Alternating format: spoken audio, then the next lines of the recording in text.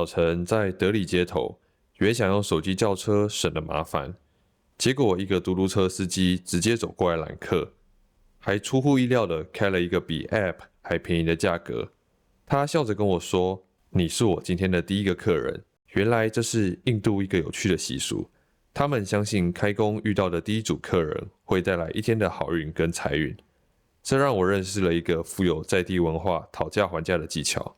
我们一路上有说有笑，而懂得做生意的司机也不忘推销他那一天6000卢比的天价包车方案。果然每个印度人都是王牌业务。到了红堡，我才发现，不只是民间生意，连政府维护的历史建筑也展现出经济合理化的思维。外国人的门票往往是当地人价格的数十倍，而我也不禁感慨，这些古老的遗迹在现代依然是撑起一座城市的经济支柱。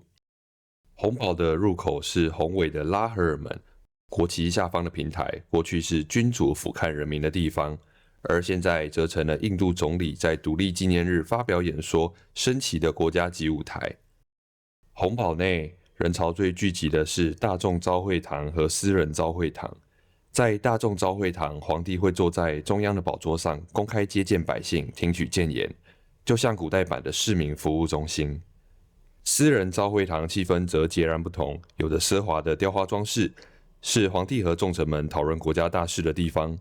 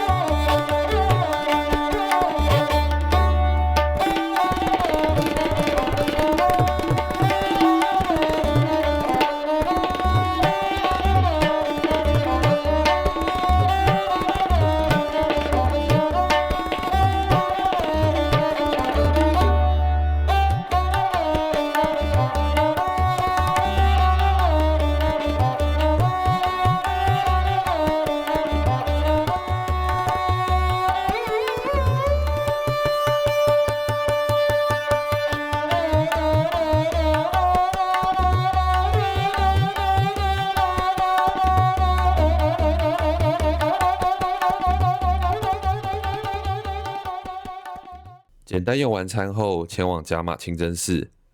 我看到许多家庭带着小孩来祷告、休憩，也有情侣在这里约会。我不只感受到了宗教的虔诚，更意识到清真寺不只是宗教仪式场所，更是伊斯兰教徒日常生活、社交、情感交流的一部分。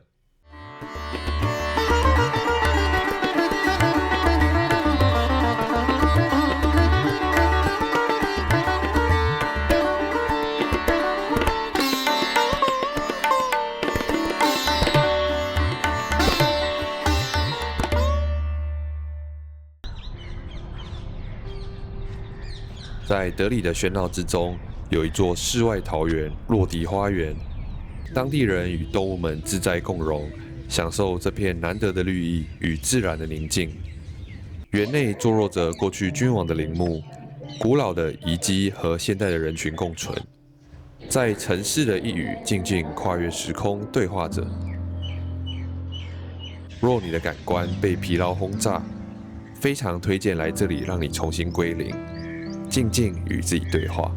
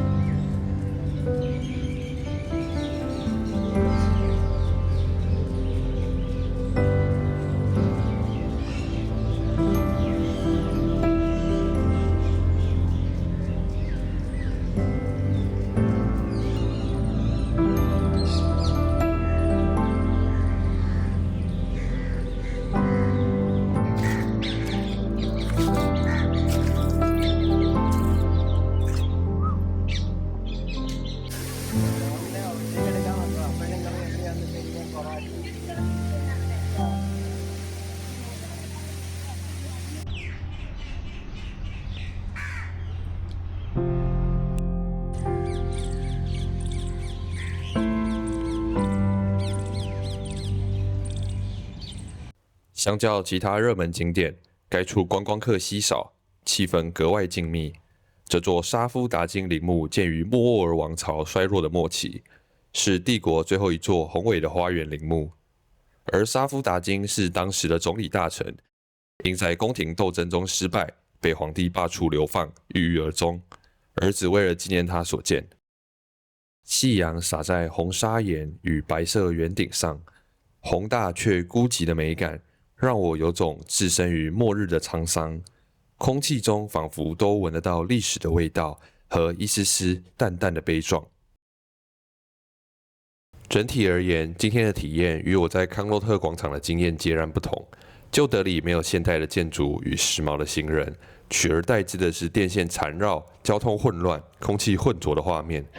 但这里却有许多纯粹的人情味，不少人热情地找我聊天、合照。在这秩序混乱的环境中，这些人情格外真诚，成了德里最让我难忘的记忆。